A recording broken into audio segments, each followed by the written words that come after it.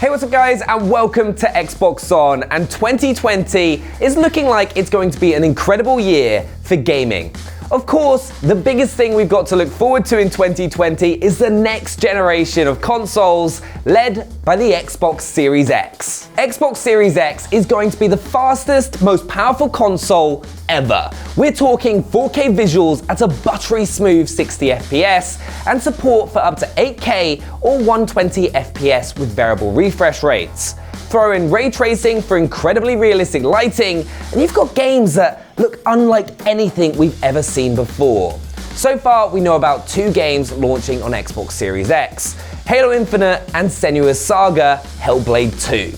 More on those a little later, but the console will launch with a library of thousands of games thanks to 4 generations of backwards compatibility, and is part of a wider commitment to rewarding players who've stuck with Xbox over the years. Even your Xbox One controllers will work with the new console, if you can resist the next-gen controller, which comes with a built-in share button and a hybrid D-pad inspired by the Elite Series 2. We don't have an exact release date for Xbox Series X, but make sure you're subscribed to the channel as we'll update you as soon as we know. So what does the rest of 2020 hold? Well, a ton of great games, obviously.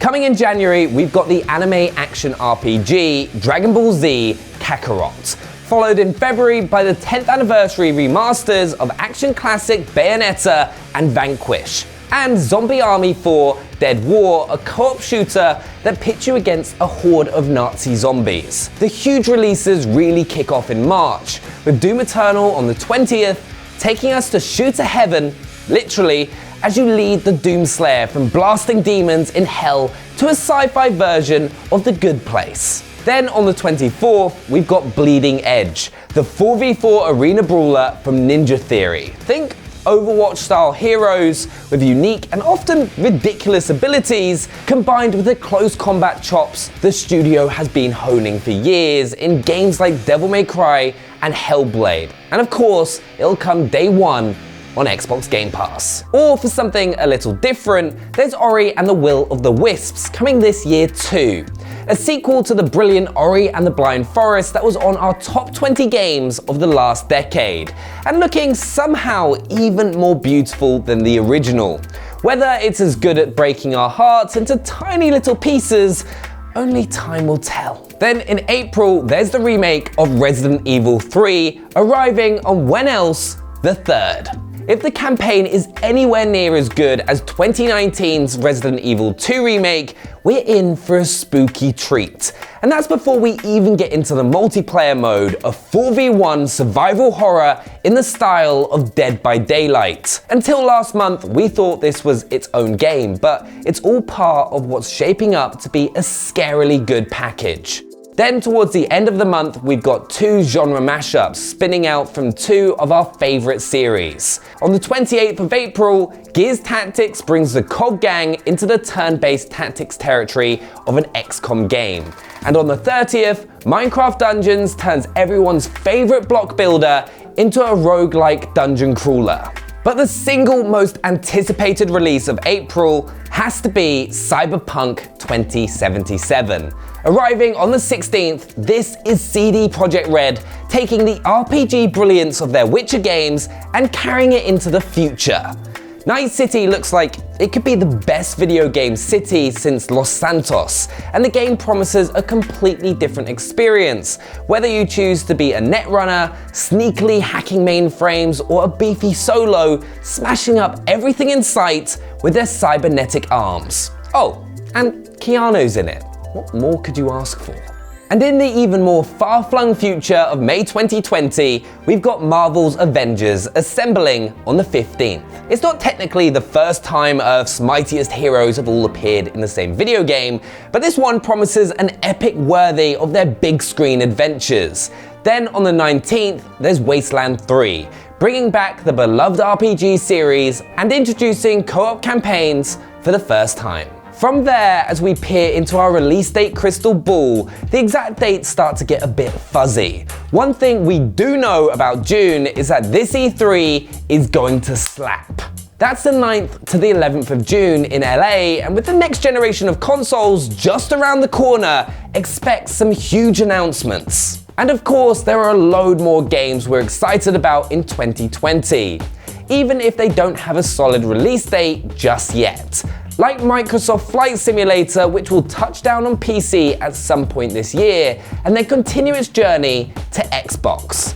Or Grounded, the Honey I Shrunk the Kids-esque survival game from Outer Worlds studio Obsidian, which is expected to enter Xbox Game Preview during the spring. And then we've got the trio of Ubisoft games, which got pushed back to make sure they're all as good as they can be. That's Gods and Monsters, a Greek mythology-based adventure game from the Assassin's Creed Odyssey devs, Watch Dogs Legion, which brings the open-world hack-em-up to London, and Tom Clancy's Rainbow Six Quarantine, a horror co-op spin-off from the excellent Rainbow Six Siege. With a bit of luck, they'll all be worth the wait.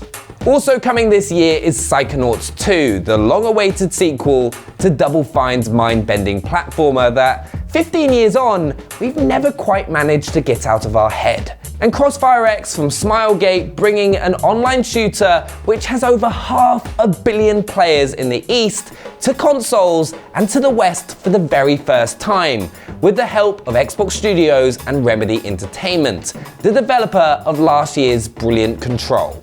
And of course, our first two confirmed releases for Xbox Series X. Halo Infinite is still pretty tightly under wraps, but we know it's going to be a launch title for the next generation of Xbox.